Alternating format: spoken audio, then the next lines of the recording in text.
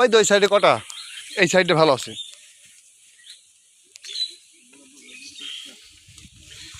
আর এই ঝালটা বিশাল ঝাল, এই রেজের সবচেয়ে ভালো। হলুদটা স্বাদ দেওয়া লাগবে নাকি?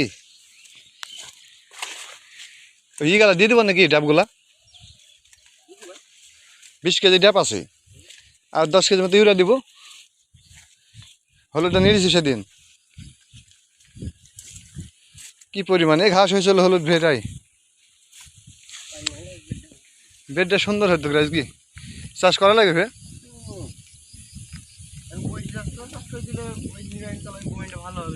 কি করবো দেখি, ওই রকম যদি হয়, একটা চাষি তো দিয়ে দেবো না হয়। ও ডেন্ডা দেখাল্লা ওই দিক দিয়ে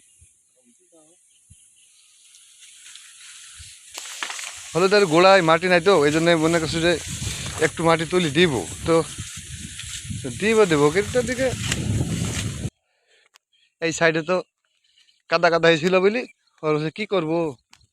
আমি যেভাবে হোক যতদূর হয় আপনার মতো করবেন, তা বললাম, যাতে এবার কফি টফি লাগাইতে হবে, নাহলে তো পানি জমে যাবে। এই ধান তো কেটেছে নাকি? কি কেটে গেছে? ড্রেন হয়নি তো, তাই না? ওই জন্য আমি বললাম ওকে যে তুমি যতদূর পারবা তুমি সাইজ করে থুই যাবা, যাতে আমার পানি যাবে না হয়। এই ড্রেন আমাকে আরো বসাতে হবে, তাই না? এই ড্রেনে পানি বেরাবে না, 1 হাত করে পড়বে না। যাই হোক, যদি তোরা করে দিস না, বুঝলি বলা তো আছে, চলো একটু করে দিবি, বুঝলি করে দিবি। ও বেগুন আজকে দেখতে হবে, বেগুন না নিচে নাম ঝাল মাছ যাস আবার, ঝাল তুলবে না। হাই এক কলসি মরতেই লাগবে, ঝাল তুলিছে সেদিন, ঝালে জালি আছে কোনো, দেখ নিয়ে তোলা যাবে, এই জালিটা মোটা হয়ে যাবে।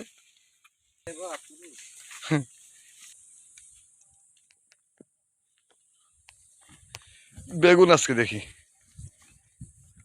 একটা গাছেও বেগুন নাই, ফুল বেগুন গাছগুলা এরকম হইলো কেন? সব হলুদ হয়ে গেছে গাছগুলা।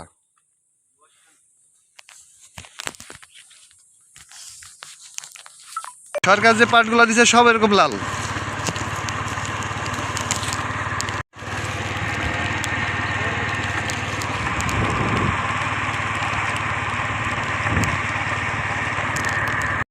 মুদিখানা মানে এক কথায় গ্রামে যে সমস্ত দোকানগুলা হয় ওইগুলা করবে।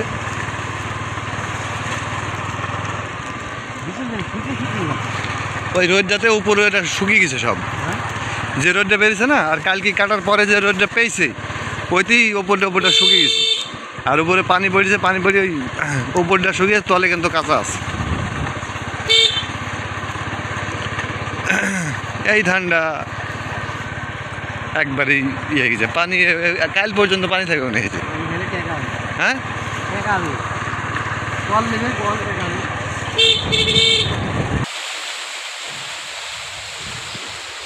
আবার